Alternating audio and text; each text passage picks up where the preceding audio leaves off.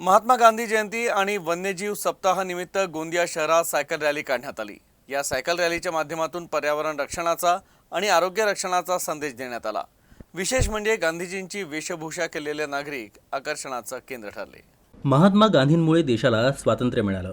तसेच गोंदिया जिल्हा हा वन्य प्राण्यांसह अनेक जैविक वनस्पतींनी नटलेला जिल्हा आहे। त्यामुळे जिल्ह्यातील जैविक वनस्पती आणि वन्यजीव प्राण्यांचं संरक्षण करण्यासाठी 1 ऑक्टोबर ते 7 ऑक्टोबर दरम्यान वन्यजीव सप्ताहाचं आयोजन करण्यात येतं। या दोन्ही कारणाने गोंदिया शहरात बुधवारी सकाळी सायकल रॅलीचं आयोजन करण्यात आलं होतं। यात नागरिकांनी उत्स्फूर्त सहभाग घेतला।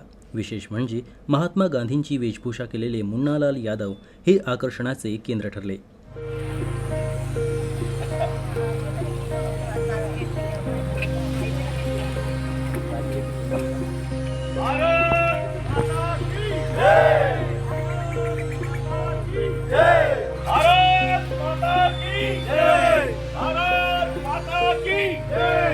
या सायकल रॅलीच्या माध्यमातून महात्मा गांधींना अभिवादन करण्यात आलं।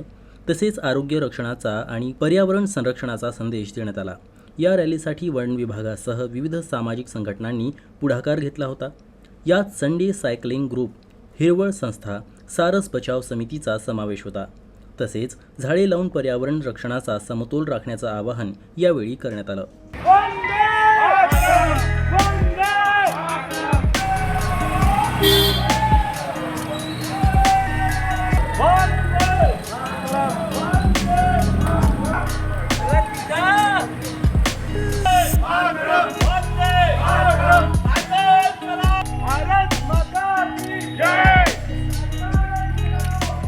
दोन ऑक्टोबर 2024 आपण दरवर्षी 1 ते 7 वाईल्ड लाईफ वीक आपण सेलिब्रेट करतोच।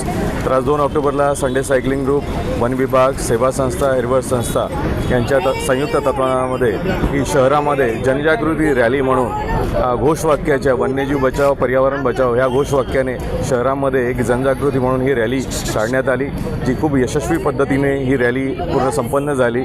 आपल्याला माहीत आहे सर्वांना की गोंदिया जिल्हा हा महाराष्ट्रातील टोकातील जिल्हा आहे। याला मध्य प्रदेश आणि छत्तीसगडची सीमा लागलेली आहे आणि याला खूप अशी उत्कृष्ट जैविकता बायोडायव्हर्सिटी लाभलेली आहे।